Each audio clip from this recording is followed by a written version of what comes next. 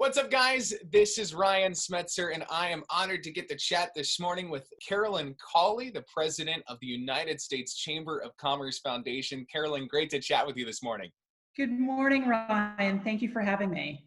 Absolutely. So, as I mentioned when we got to chat a little bit earlier, with our area here in Hagerstown and in Chambersburg on a local level, obviously the small businesses, just as much on a national level, are dealing with a big question mark of, how to move forward and what's the next step and what does the next chapter look like. And you guys are doing a lot of great stuff to really help out those particular businesses and organizations, including a small business grant that is coming up this afternoon that folks will be able to apply for. Tell us a little bit about that. That's right. Well, Ryan, at the Chamber and the Chamber Foundation, we just really believe that no business or no family should go bankrupt as a result of this pandemic. And so we're in the really fortunate position of having companies who are our members and our supporters really want to come together to pool some funds and get them out to small businesses around the country. And, we know that the needs are tremendous and they're urgent.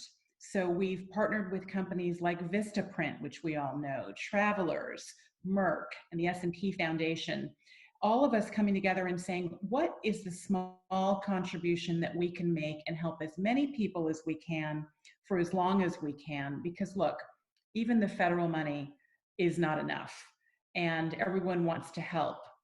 In fact, just about a week and a half ago, the U.S. Chamber of Commerce released a study that they do quarterly with MetLife on the health of small businesses.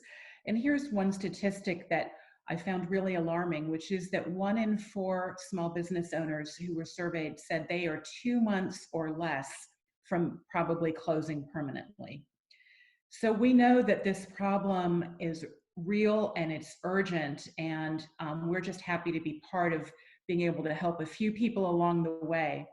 As we've all seen in the news every day, there are many funds out there. There are a lot of Americans out there wanting to help. People are putting together grant programs for women business owners, veteran business owners. They may do it by geography, by a state, by an industry. At the Chamber Foundation, we are meeting our charitable mission by focusing on economically vulnerable communities. So communities that were having an even tougher time before the pandemic and may have an even tougher time today piecing together supplemental loans, understanding how to access the federal resources that are, we hope, going to be replenished. And so we mean for our grant program to be supplemental assistance to help people stay afloat on the way to getting larger programs. Gotcha. And how can folks go ahead and apply for this? Because I know it opens up this afternoon, but what's the process? And it seems like a pretty easy process. So, well, we meant it for it to be easy. We don't want to burden people with more paperwork. The first thing you need to do is to go to savesmallbusiness.com. And you'll find the eligibility requirements there. As I said, we tried to keep them really simple, and there are 3. One is the size of your business. We are aiming our fund at employers who have between 3 and 20 employees. Number 2, that you're located and that your business is located in an economically vulnerable community. And there's a quick zip code check on the website to confirm that. We're basing that off of an index called the Distressed Communities Index, which draws from Census Bureau data. And the third, which really applies to everyone these days, is you need to have been harmed financially by the COVID-19 pandemic. So the eligibility is pretty simple, pretty straightforward.